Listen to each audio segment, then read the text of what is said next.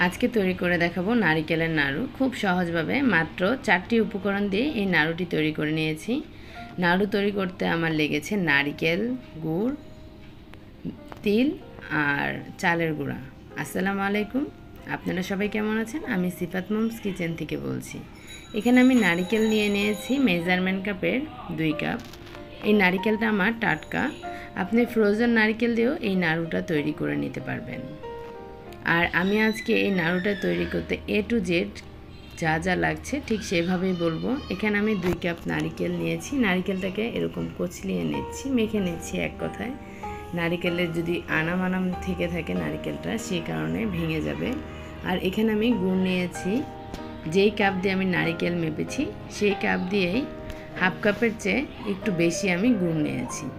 আমি হাফ কাপের চেয়ে একটু বেশি নিয়েছি। আপনারা চাইলে 1.25 কাপ গুড় এখানে অ্যাড করতে পারেন। নারিকেলটা গুড় মাখানো, এটা এক সাইড করে রাখছি। এখন আমি চুলায় প্যান বসিয়ে এর মধ্যে 2 টেবিল চামচ তিল দিয়ে দিলাম।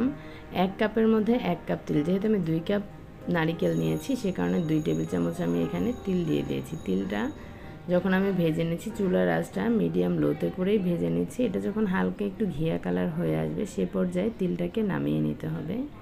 এই তো বেশ কিছুক্ষণ ভেজে নেওয়ার পরে একটা পাত্রে উঠিয়ে নিচ্ছি। গরম পাত্রে রাখা যাবে না, তাহলে কিন্তু পুড়ে যাবে। আর একটা পাত্রের মধ্যে আমি চাল ভেজে নিয়েছি। এই চালটার প্রথমের ভিডিওটা আমার স্কিপ হয়ে গিয়েছে। আমি চালটাকে ধুয়ে হালকা একটু লবণ দিয়ে তারপরে চুলায় বসিয়ে এরকম নেড়ে চেড়ে চালটাকে ভেজে নিয়েছি। চালটা দিলে কিন্তু নারিকেলের মোয়াটা বাইন্ডিংয়ে আসবে। অবশ্যই কিন্তু চালটা দিলে বেটার হবে। আমি চালটাকে ঠান্ডা করে চালটাকে খুদ করে নিয়েছি। এটাকে ঠান্ডা করে এখন আমি বেটে নিলাম। আপনারা চাইলে এটা ব্লেন্ডারও করে নিতে পারেন। একটু দানা দানা কিন্তু হালকা আছে, একবারে পুরো মিহি করিনি। এখন নারিকেল আর গুড়টা যে মেখে রেখেছিলাম, পাত্রটা চুলায় দিয়ে মিডিয়াম জালে এটাকে চুলায় বসিয়ে দিলাম। এখন এটাকে নেড়ে চেড়ে নিতে হবে। অবশ্যই এই ক্ষেত্রে নাড়াচাড়া বন্ধ করা যাবে না। এভাবে নেড়ে চেড়ে নারিকেলের মধ্যে যে গুড়ের পানিটা আছে এটাকে একবারে নাই করে ফেলতে হবে। পানিটা নাই হওয়ার পরেই কিন্তু আপনি তিল আর চালের ফাঁকিটা অবশ্যই দিবেন। তার আগে কিন্তু দিবেন না, তাহলে কিন্তু বাইন্ডিংয়ে আসবে না। যদি পানি থাকে সেই পর্যায়ে দিলে এটা চুপসে যাবে, তখন আর কাজ করবে না, যে কাজে আমি চালটা দিচ্ছি। আর এভাবে নেড়ে চেড়ে নিতে হবে। এটাকে মিশিয়ে নিলাম।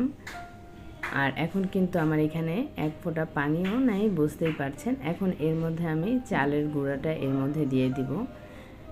এই তো এভাবেই কিন্তু নারিকেলের মোয়াটা আপনারা তৈরি করবেন। খুবই মজার। এভাবে তৈরি করে একবার হলেও খেয়ে দেখবেন।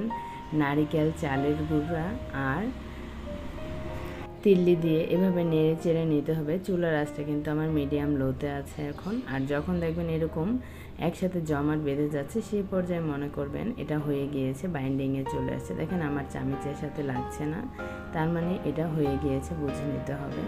আর অবশ্যই এটা কিন্তু গরম গরমেই গোল করে নিতে হবে। আমি হাতে একটু ঘি মেখে নিলাম।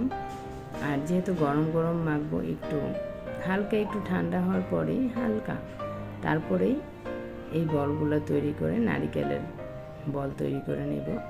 এরকম হাত দিয়ে করে তারপরে এরকম 2 হাত দিয়ে ঘুরিয়ে নিতে হবে। আর সব তো আমি বলে বোঝাতে পারবো না, বুঝে নিতে হবে।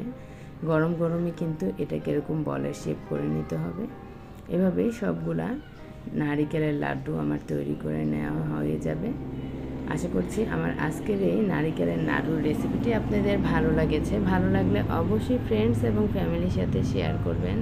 আর কমেন্টস করে জানাবেন যে কে কে এই নাড়ু তৈরি করে খেয়েছেন। ঠিক এভাবে আমি সহজভাবে আপনাদের সাথে রেসিপিটা শেয়ার করেছি। আশা করছি আপনারা এতে উপকৃত হবেন। আর যেভাবে বলেছি সেভাবে তৈরি করে দেখতে পারেন।